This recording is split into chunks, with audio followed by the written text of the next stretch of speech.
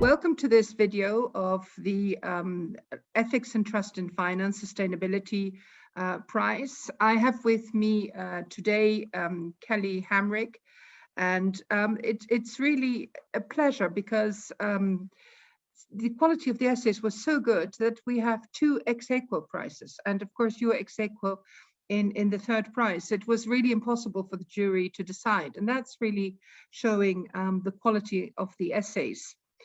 I am Josina Kamerling. I'm head of regulatory outreach for CFA Institute, but also co-president of this global prize together with Paul Dambinski for quite a few years now. And I've really enjoyed reading your essay. You refer, of course, to Laudato Si, which is the encyclical of Pope Francis. And I have been working with the Vatican, and really this encyclical is a key one. And I think it was a visionary in terms of what it was telling, and very pragmatic as well. And I think your essay, Shades of Green, Ethics in Net Zero Financial Transition, fits in very nicely into, following on from this encyclical, but also looking at sort of pragmatically at what needs to be done. From your personal experience and your working life, what motivated you to write this essay? Yeah, so I've spent the last 10 years working on climate change, and I have worked with a variety of different actors, so governments, companies, other NGOs. But one thing that I felt was always overlooked to some degree is the really critical role of finance. And so, if we were to look at, for example, the amount of money that a bank actually has some influence over, it can be more than, I think, 2/3 of all countries around the world in terms of their total GDP. And so that's really critical, in part because scale is really what we still need to have in combating climate change. And so this ability to really kind of scale up what we're doing to both invest in sort of new low carbon technologies, but also to stop investing in the high emitting activities that have been happening and that have led us to where we are today, is really critical. And the role of the financial sector is going to be a key part of the solution. Kelley, ethics. Can we really talk about ethics in the financial transition to a carbon neutral economy? Yeah, so I think what is really interesting working within climate change and thinking about this from an ethical perspective is considering both sort of the quantitative ethical considerations and the qualitative ethical considerations. So on the quantitative side, we know exactly how many emissions we have left until we're going to overshoot a 2 degrees Celsius warming world. And so actually, you can actually take that number and work backwards from there and kind of see, okay, look, here's the amount of emissions that are being caused by these companies. Here are the emissions that are being caused by sort of, financial investments. And you can actually make sort of an ethical, ambitious climate target that's in line with where we need to be to limit these emissions. And so I think that's really unique in kind of the field of ethics, right? You can actually put a number of if you don't reduce this amount, you're sort of in a way not ethical, right? Because you're not doing your part in terms of helping to combat climate change. Within that, of course, there's a lot of nuance. So there's that high level need for setting a target, having this be an ambitious number. But in terms of what we actually do day to day, in terms of actually shifting to a low carbon future, there's a lot of inherent sort of more qualitative ethical considerations. And so one of the things that sort of motivated me to write this essay was a couple of years ago in 2019, I was reading about these protests and these riots in places like France and Ecuador, where they were attempting to remove subsidies for fossil fuels. And at the end of the day, that is, that's a good thing. And that's important. That's something we need to do. We need to remove these subsidies, and we need to transition away from fossil fuels. But the issue with it in these cases is that the most vulnerable people in these countries are the ones with kind of the largest impact from these policies. And so, ultimately, both of these initiatives are sort of scaled back or repealed entirely. And so I think that really shows, climate change, unfortunately, it impacts the poorest and most vulnerable people the most. But also, they're also going to be the hardest hit in the transition away from a reliance on fossil fuels. And so in that transition, we have to have these ethical considerations. Otherwise, it's not going to work, right? And so that doesn't necessarily mean for financial institutions that you have to, immediately divest from all fossil fuel investments. What it does mean is that you need to still consider the climate impact of those investments, and you need to start figuring out how to influence those companies into transitioning away from it, but doing so in sort of a just transition.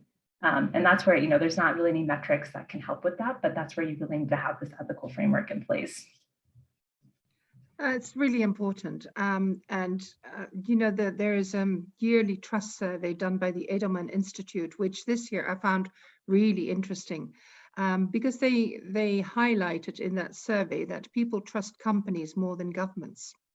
And to your point that we all need to bring ethics into this, into climate-related investments. I'm talking from the buy side. CFA Institute members are mostly from the buy side. So, what message would you give the buy side into how to incorporate ethics into climate-related investments? What are the messages from your and conclusions from your essay on this? I think at its heart, there's a need for transparency because, as you say, with trust, I think there's not a lot of trust and there's some skepticism from the public, both for governments, but also, frankly, for a lot of companies as well, right? And so having sort of these clearly stated climate targets that are, transparent, and it's understandable to know what the targets are and how they were made. That's kind of step number one. Step number two, for financial institutions in particular, we generally talk about emissions and assign responsibility to them across what we call 3 scopes. So scope 1 being like direct emissions.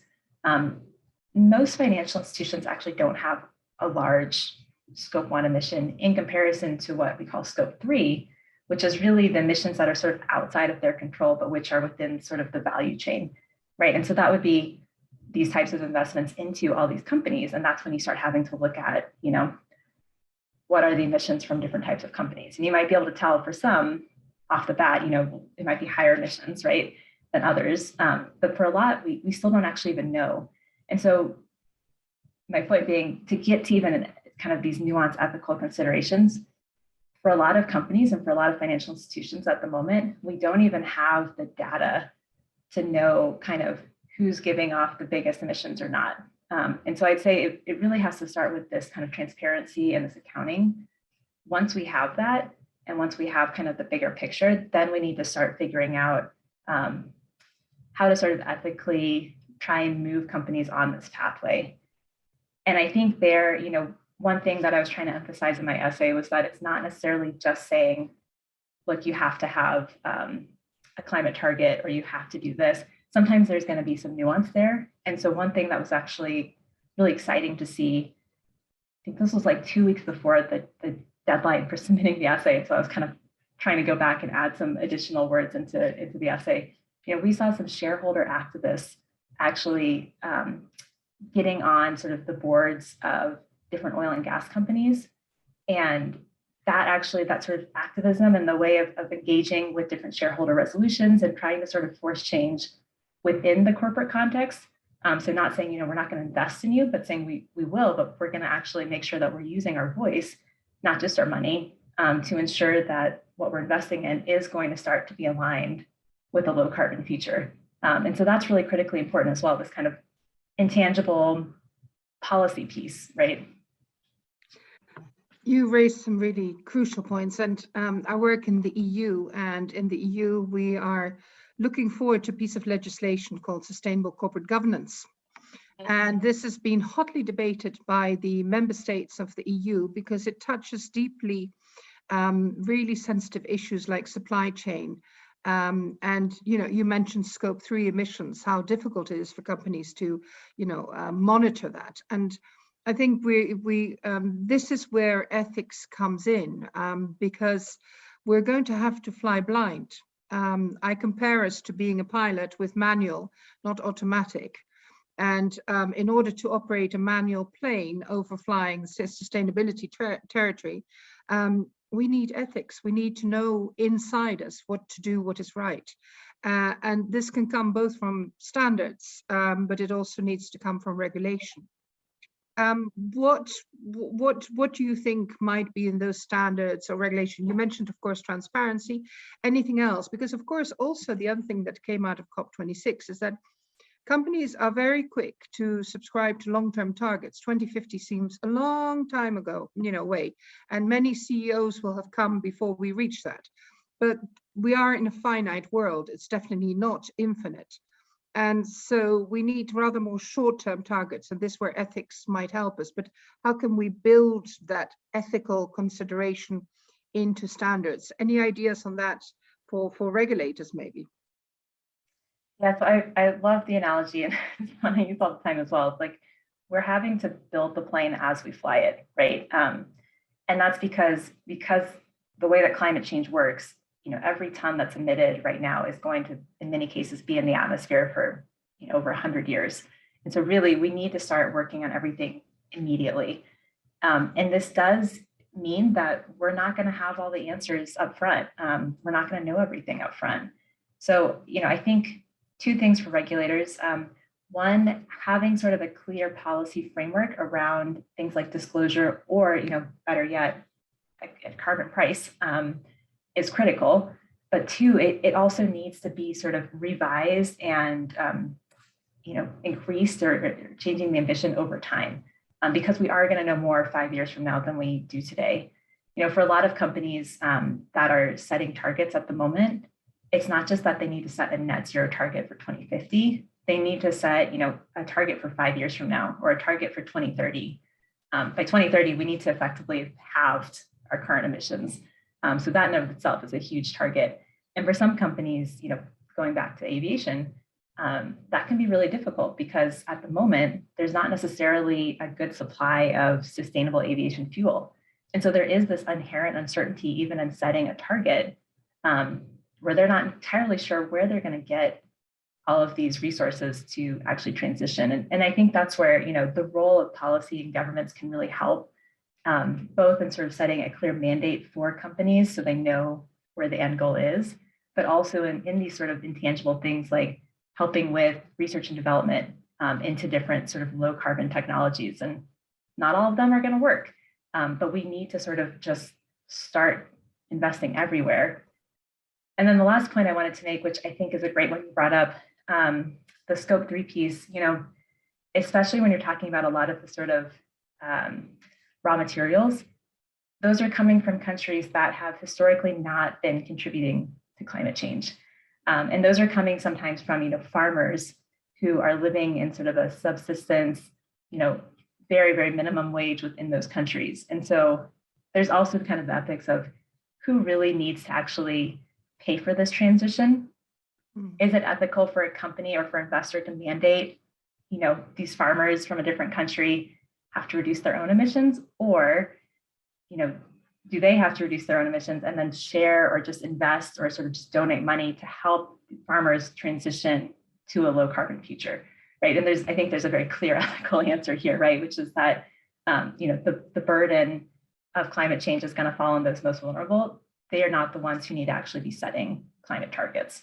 And so that's also where I think with these supply chains, you need to have that kind of ethical consideration. And it's going to be different in terms of if you're mandating change, or if you're simply trying to encourage it through things like grants, or just by providing technology or other ways to kind of help ease some of these people's lives in a way that will also coincidentally, reduce emissions. But the main purpose isn't going to be emissions reductions. It's going to be to improve their lives.